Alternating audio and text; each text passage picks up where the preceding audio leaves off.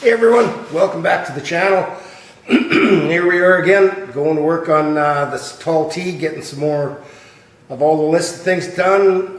Still a ton of metal work to do on it, and been doing a few car club events. We have a weekly, not a weekly, but bi-weekly cars and ice cream at the local ice cream drive-in, and had some good turnouts there. Last night we went out and I think we had about 12 or 15 cars, and we went over to the local long-term care home for the elderly people, and drove past there, did a little cruise, and then parked, and they got to mingle around with the cars and all the owners. So that was a blast, and it's neat to see all the smiles it puts on the faces, brings back memories from back in their younger days. So I'll just show you where we're at here. So we've got where the gas tank used to be mounted in this before I moved it to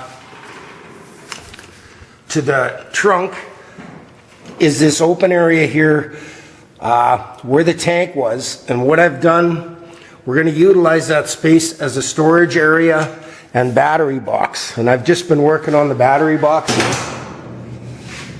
Taken 18 gauge. I broke it in 4 places, 1 inch down 10, 10 and a half across, 10 up, and then 1 inch. I broke some ends for it. They are plug welded in.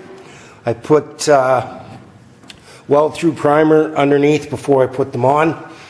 I put a couple of bead rolls in the bottom just to stop oil canning.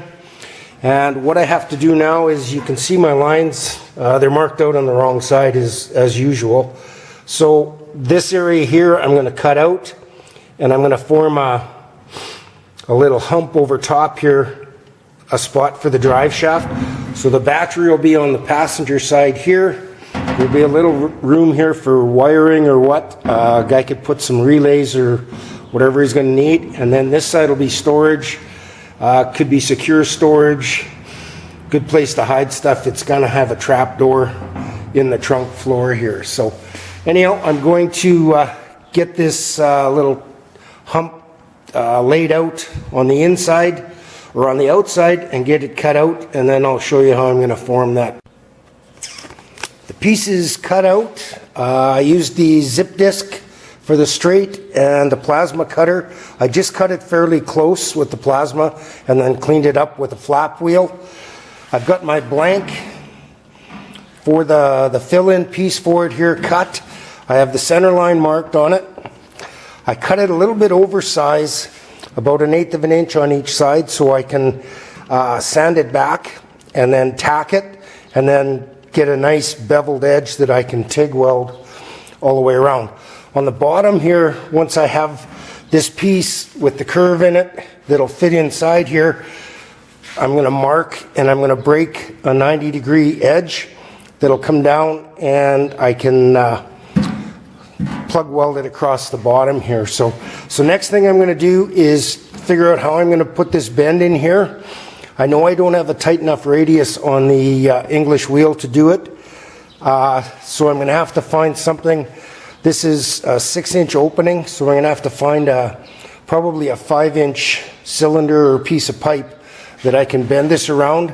That'll allow for a little bit of spring back. So see what I can do with that, and then I'll bring you back here. I found a chunk of 5-inch exhaust tubing out in my scrap pile, and I put the center line on the center of the pipe and just rolled that around it, and it turned out absolutely perfect. Exactly the right radius. Now I can start trimming it, and I'll figure out, put my mark on here for my brake, and then I can put this all together here and get to welding. That went way easier than I thought. That took less than 30 seconds to put the curve in it. Probably took me 10 minutes to find the piece of pipe. So be back. I put the 2 brakes in, 90 degrees. As you can see, I have a little bit of deflection on both sides in the center. What I'm going to do is I'm going to get a nice trim back on the edges here, around these corners. I'm going to pre-drill this for clecos. I'm going to put 3 clecos across the bottom, one to hold the center down, one to hold the outside edges down. And then I can start welding this piece in here. See how it looks. Closing in on the fit now. I've got all my holes drilled for plug welds. I got clecos in on both sides. You really got to watch when you're drilling that you get all the flashing off the underside of your holes, because they will hold the 2 pieces of steel apart and then you won't get a very good plug weld. What I have here now is I just have to trim the hump back just so that it's flush with the outside one here, so I can get a nice weld on it. Do that on both sides and then I can start welding this together. I got all the final trimming done on everything. It all fits really nice and tight in here now. The one thing I did find is I had to trim back the edge here on both sides. What I've found is on my homemade brake, I have not treated it real well over the years and bent some pretty heavy stuff. So I'm not getting a real nice crisp 90. It's got quite a radius to it. That radius is stopping my flange from sitting down flat here. So I've got the piece all ready to go here. I got weld through primer on both of these surfaces. Just going to slide it in. Try to anyhow. We'll get some clecos in it. And then what I can do is I'm going to tack weld everything in place with the MIG. Do all my plug welds. And then the outside edges here I will weld up with the TIG welder after the fact. So just want to see how this is. Now that I trimmed that inside edge back a little, these pieces are pulling up much tighter than they were before. That'll make it quite a bit nicer for the plug welds, and everything will be nice and tight here. So, okay, I'm going to carry on, get my MIG welder set up, and get to welding this piece in here. I'll bring you back. It's all welded. I got all the plug welds in. There's 2, 4, 6, 9. No, 7. Can't count on each side. I've got the tunnel part TIG welded.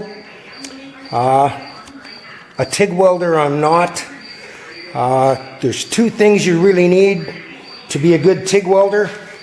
One is a steady hand, and the other is good eyesight, and old age seems to take both of those things away from you.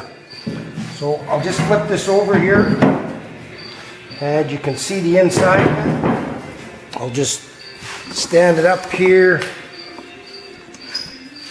So this is going to be the storage on this side. This is the driver's side. It's a little bit smaller. The drive shaft is offset just slightly, and then the battery will go on this side. So next thing I got to do is set the battery in, find a spot here where the inside edge of the battery is going to be, and then I'm going to make a little locating tab that goes in here. It'll stop the battery from coming back and forth, and from that I can put a hold down to fasten the battery down inside the box here.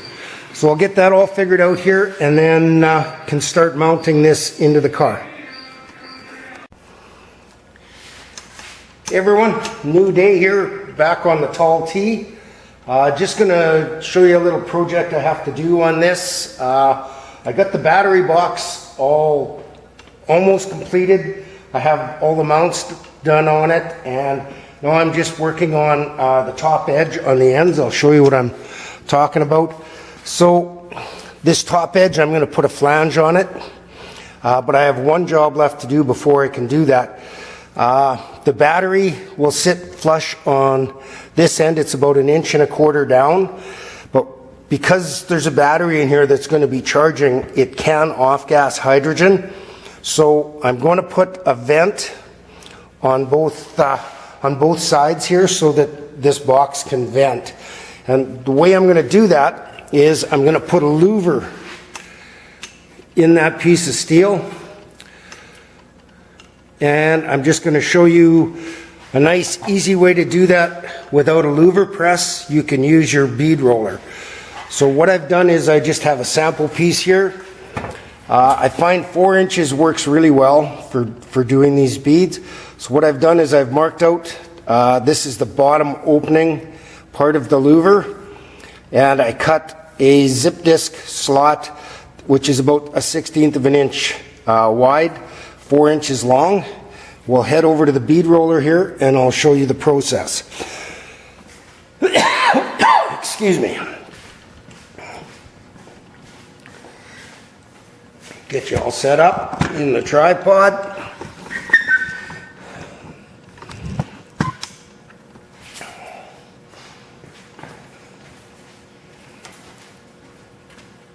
So when we get the piece in here, and I like to start a little ways away from the start spot, and you want the line, your opening on the louver flush with the end of your, this is my largest bead roll die, it's a 1/2 inch. I got the bottom one, and normally I would put the curved one on the bottom, but in this case it's going to be on top.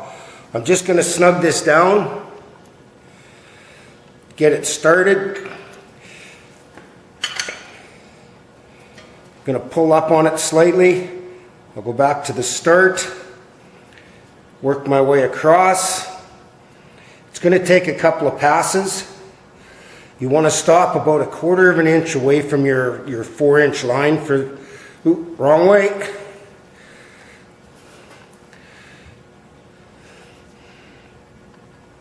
You just want to go down far enough so that you don't start bending the outside of your cut here. Just back this off.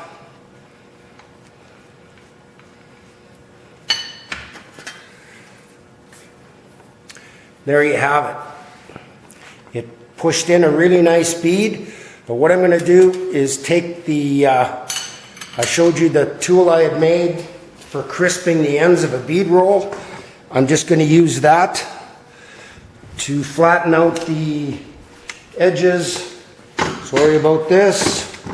I'll get you in position, show you what I'm going to do if I can get through the obstacle course.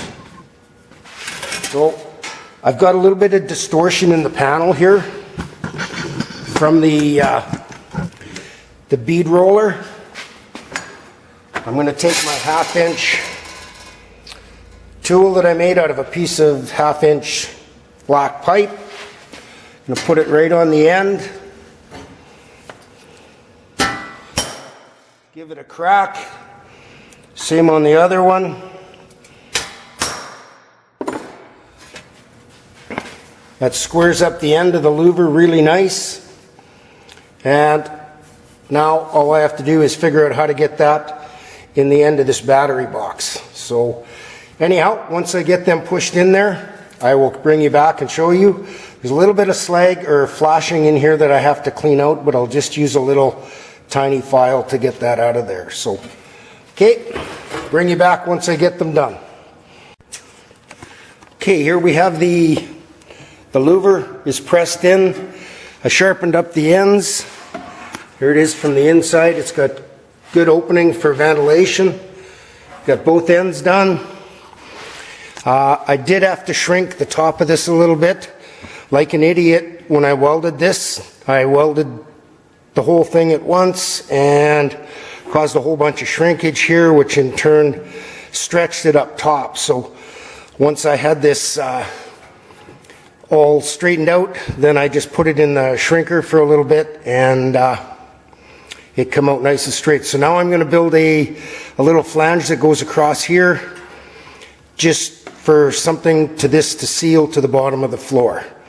So get this done, and then I can finish the mounts and wrap this part up, and I can start on the floor. Okay, so battery box, storage box is complete. What I've got, I got the 2 mounts, one on each side. I put three, what the heck are they,